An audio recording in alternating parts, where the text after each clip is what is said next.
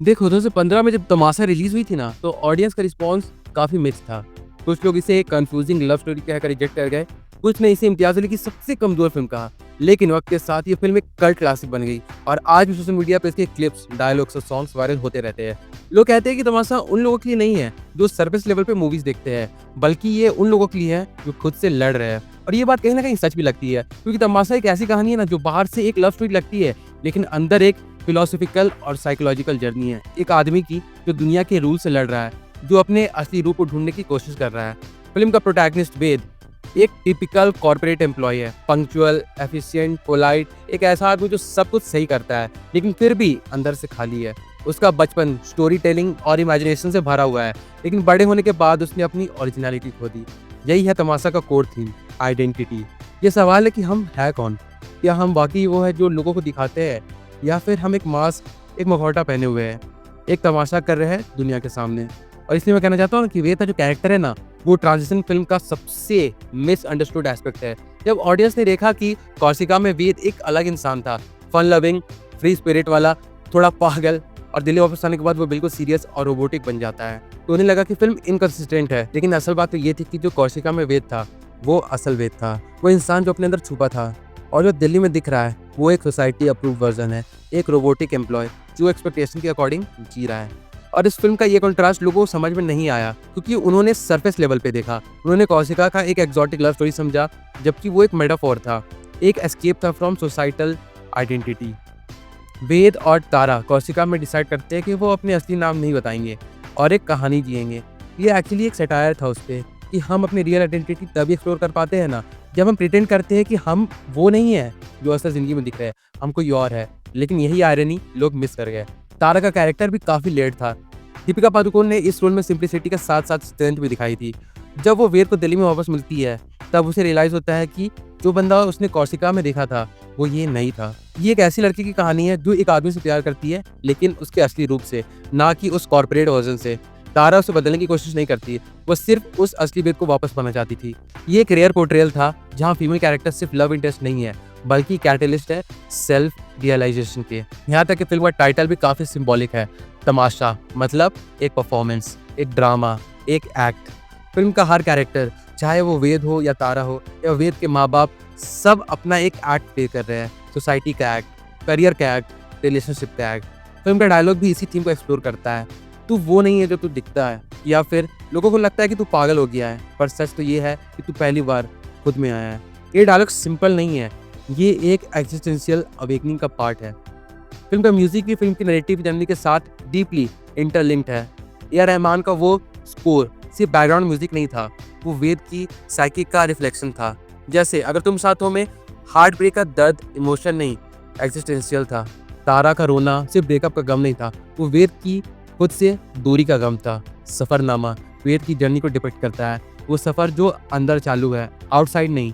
What what what वेद की rebellion को reflect करता है, जब वो अपनी कॉर्पोरेट जॉब को छोड़ता है और अपने अंदर के स्टोरी टेलर को एक्सेप्ट करता है। ये सब चीज़ें लोगों ने स्किप कर दी, क्योंकि उन्हें नॉर्मल स्टोरी टेलिंग की आदत है। और इसलिए तमाशा एक ऐसी फिल्म है ना जो बार बार देखने पर समझ आती है। पहली बार आप सरफेस लेवल देखते हो, exotic locations, different characters, quirky plot. दूसरी बार जब आप इस फिल्म को देखते हो ना, तो आप थीम्स पे फोकस करते हो, आइडेंटिटी, रेबिलियन, स्टोरी टेलिंग। और जब आप फिल्म को तीसरी बार देखते हो ना, तब आपको रियलाइज होता है कि फिल्म आपके बारे में है। आप भी वेद जैसे हो, एक इंसान जिसे बचपन में कहानियां पसंद थी, लेकिन अब एक रूटीन में वो जी रहा है। और जब फिल्म के एंड में वेद स्टेज पर अपना परफॉर्मेंस करता है और फाइनली एक्सेप्ट करता है कि वो एक स्टोरी टेलर है, तब आपको फील होता है कि उसकी जर्नी आपकी जर्नी भी हो सकती है। ये मिसअंडरस्टैंडिंग फिल्म का एक कंफ्यूजिंग प्लॉट था, जो कि स्लो था, ओवर ड्रामेटिक था, लेकिन सिर्फ तब तक ना जब आप फिल्म को समझना नहीं चाहते हो, और जब तक आप इस फिल्म को केवल सरफेस लेवल तक देखते हो। क्योंकि तमाशा सिर्फ देखने वाली फिल्म नहीं है, ये महसूस करने वाली फिल्म है। और जो लोग इसे महसूस कर पाते हैं, उनके लिए ये फिल्म जिंदगी का एक इम्पॉर्टेंट हिस्सा बन जाता है। क्योंकि देखो ना, वीर की कहानी एक सिंपल लव स्टोरी नहीं है, ये एक साइकोलॉजिकल केस स्टडी भी हम कह सकते हैं। जब हम उसके बचपन के सीन्स देखते हैं, तो एक चीज़ बहुत क्लियरली समझ में आती है, उसकी इमेजिनेशन की दुनिया। एक छोटा सा लड़का जो रोड पे खड़े कहानियाँ सुन रहा है, माइथोलॉजिकल टेल्स में खो जाता है और दुनिया को एक मैजिकल जगह के रूप में देखता है। लेकिन वही लड़का जब स्कूल जाता है, तो उसका इमेजिनेशन दबा दिया जाता है। उसके फादर के एक्सपेक्टेशंस, स्कूल का प्रेशर और सोसाइटी का एक क्लियर मैसेज कि ये सब कहानियाँ बेकार है। रियल वर्ल्ड में सिर्फ इंजीनियर या मैनेजर बनना पड़ता है। ये रिप्रेशन ग्रेजुअली उसके इनर आर्टिस्ट को मार देता है। ये ट्रॉमा सरफेस में नहीं दिखता है, लेकिन उसकी पर्सनालिटी को रिफ्लेक्ट करता है। जब वीर बड़ा होता है तो वो एक परफेक्ट एम्प्लॉय बन जाता है, हर मीटिंग टाइम पे, हर काम सही तरीके से, लेकिन उसकी आंखों में एक खालीपन था। उसके अंदर एक स्ट्रगल चालू था, एक आवाज़ जो चिल्लाकर कह रही थी, ये मैं नहीं हूँ। लेकिन वो आवाज़ दब जाती है रूटीन और रिस्पॉन्सिबिलिटी के बीच।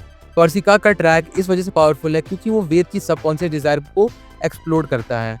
तो उन दोनों का डिसाइड करना कि वो अपने असली नाम नहीं बताएंगे, ये एक रेबिलियन है आइडेंटिटी के रूल्स के खिलाफ। उसके बाद डिसीजन के थ्रू वेद अपनी असली रूप में आ जाता है। वो फनी था, थोड़ा ओवर द टॉप भी था, मिमिक्री करता है और हर बात पे एक कहानी ढूंढता है। ये है उसका असली रूप। तारा कौशिका में उससे प्यार करती थी, लेकिन दिल्ली में जब वो उससे मिली तब वो समझ जाती है कि ये वो बंदा नहीं है जिसे उसने चुना था। यहाँ एक और मिसअंडरस्टैंडिंग होती है ऑडियंस से। लोग तारा के डिसीजन को ओवर रिएक्शन समझ जाते हैं, लेकिन अगर आप ध्यान से देखो तो वो ब्रेकअप एक इमोशनल नहीं, एक्सिस्टेंशियल डिसीजन था। तारा ने किसी लड़के के इमेज से प्यार नहीं किया था, उसने एक एसेंस से प्यार किया था। जब वो एसेंस उसके सामने नहीं था तो उसका दिल टूट गया, क्योंकि उसे जो वेद पसंद था ना, वो बंदा अपने सोसाइटी की जेल में बंद हो गया था। ये रियल, रेयर और ऑनेस्ट पोर्ट्रेयल था। आज के ज़माने पे जहाँ लोग सुपरफिशियल इंटरेक्शन पे रिलेशनशिप बनाते हैं, वहाँ तारा का कैरेक्टर एक इमोशनल डेप्थ दिखाता है जो आम व्यूवर्स को समझ नहीं आया। वेद का ब्रेकडाउन सीक्वेंस, जब वो तारा के सामने अपनी फ्रस्ट्रेशन निकालता है, मैं क्या हूँ, मैं कौन हूँ, वो एक सिनेमैटिक मास्टरपीस था। रणबीर कपूर का परफॉर्मेंस रॉ और अनफिल्टर्ड था। उस सीन में वेद सिर्फ तारा से नहीं, अपने आप से बात कर रहा था। उसका दर्द सिर्फ प्यार का नहीं, अपनी खुद की खोई पहचान का है। वो सोसाइटी के अगेंस्ट नहीं, अपने खुद के फॉल्स इमेज के अगेंस्ट लड़ रहा था।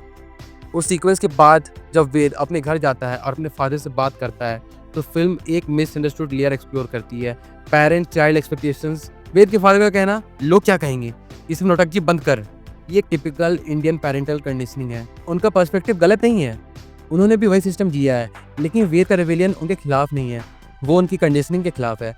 जब वेद के फादर का रिएक्शन आता है तो वो इमोशनली कोल्ड होता है, लेकिन वो भी कंफ्यूज्ड है।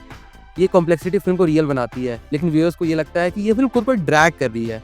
फिल्म का सेकंड हाफ डिलिबरेटली स्लो है क्योंकि ये एक इनर जर्नी को डिपिक्ट करता है। वेद का ट्रांसफॉर्मेशन ग्रेजुअल था, वो एक दिन में चेंज नहीं होता है। जब वो स्टेज प्ले करता है और एंड में अपनी लाइफ की कहानी को एक ड्रामा के रूप में पेश करता है, तब जाके वो खुद को एम्ब्रेस करता है। ये परफॉर्मेंस कोई शो नहीं है, ये उसका रीबर्थ था। जब वो अपने ऑफिस जाकर रिजाइन करता है तो वो फाइनली जिंदा महसूस करता है। लोग इस सीन को फिल्मी कहकर इग्नोर कर गए, लेकिन असली में ये फिल्म का स्पाइन है। ये मोमेंट जहाँ एक बंदा अपनी रियल सेल्फ को पाता है और जब एंड में तारा उससे फिर से मिलती है, तो ये कोई फिल्मी रियूनियन नहीं था, ये एक सिंबॉलिक मोमेंट था जहाँ दोनों लोग एक दूसरे को वैसे एक्सेप्ट करते हैं जैसे वो है, बिना किसी मखौटे के। तारा को वेद का क्रेजी वर्जन चाहिए था और वेद को वो वर्जन मिल गया। अब वो कौशिका वाले वेद को परमानेंटली अपनी जिंदगी में जीने को रेडी है। ये एंडिंग कोई रोमांटिक क्लोजर नहीं था, ये एक आइडेंटिटी का सेलिब्रेशन था। इस फिल्म का multiple layers, childhood trauma, society का pressure, identity crisis, love as a mirror, story telling as healing, ये सब इस तरीके से ब्लेंड किया गया था ना कि एक एवरेज व्यूअर को वो सिर्फ ड्रामा लगता। लेकिन अगर आप दिल से समझे तो ये फिल्म एक मिरर है आपके खुद के लिए। आप भी एक कहानी हो, आप भी कहीं ना कहीं सोसाइटी के एक्सपेक्टेशन के नीचे दबे हुए अपने असली रूप को छुपा चुके हो। तमाशा आपको यही याद दिलाती है कि कहानियाँ सिर्फ बचपन में नहीं है, पूरी ज़िंदगी में ज़रूरी होती है, और सबसे इम्पोर्टेंट वो कहानी आपकी अपनी होती है।